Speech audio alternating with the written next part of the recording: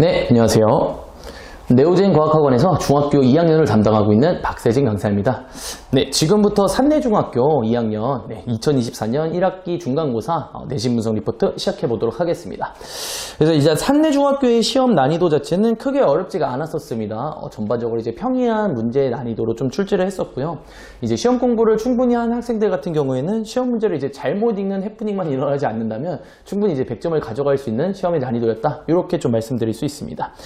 그래서 이제 저희가 문항수를 조금 봤을 때 화학 파트하고 그 다음에 물리 파트 1단원과 2단원으로 좀 나눠지게 됐었는데 둘 다 이제 골고루 문항수를 내셨어요. 그래서 1단원에서 13문제, 2단원에서 13문제 정도로 조금 출제를 하신 경향을 보이고 있습니다.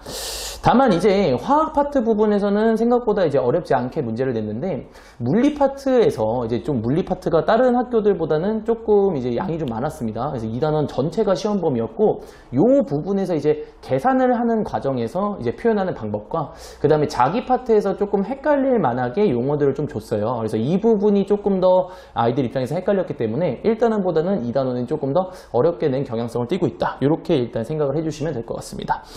그래서 저희가 이제 적어놓은 단원별 문항 분석이 있는데요. 요거는 이제 제가 학생들 입장에서 시험을 본다고 생각을 해봤을 때 조금 헷갈릴 만한 표현들이 있는 문항들을 따로 구별해놨다. 이렇게 생각을 해주시면 될 것 같습니다.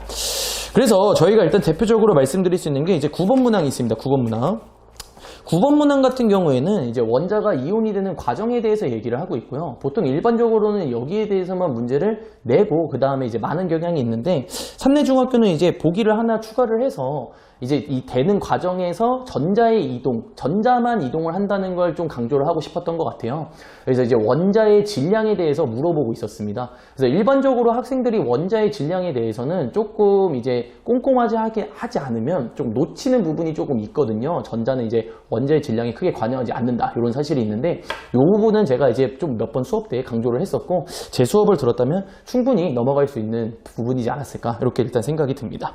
또한 이제 나머지 부분은 다 2단원에서 말씀을 드리고 싶었는데 19번 문항이 있습니다. 19번 문항.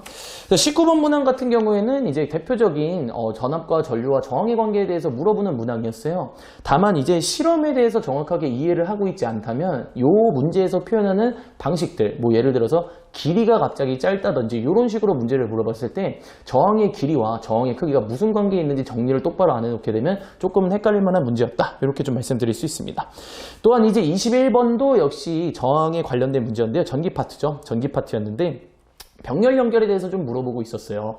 다만 이 문제가 재밌었던 점이 병렬 연결에서 스위치를 열었을 때와 닫았을 때 요거에 대해서까지 좀 물어보고 있었기 때문에 우리가 일반적으로 저항의 연결은 계산하는 방법에 대해서만 조금 알고 있지 스위치를 열고 닫음의 상태까지는 잘 정리를 애들이 꼼꼼하지 못하는 경우가 있습니다.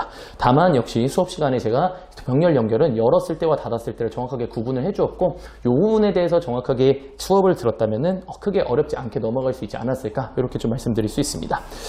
보통 이제 정리를 해드리면요. 1단원 같은 경우에 이제 시험 대비를 하실 때는 누가 뭐래도 꼼꼼함입니다. 최대한 꼼꼼하게 그 다음에 많은 정보들을 좀 정리를 하면서 이제 공부를 하면은 좀 더 효율적인 공부 방법이 되고요.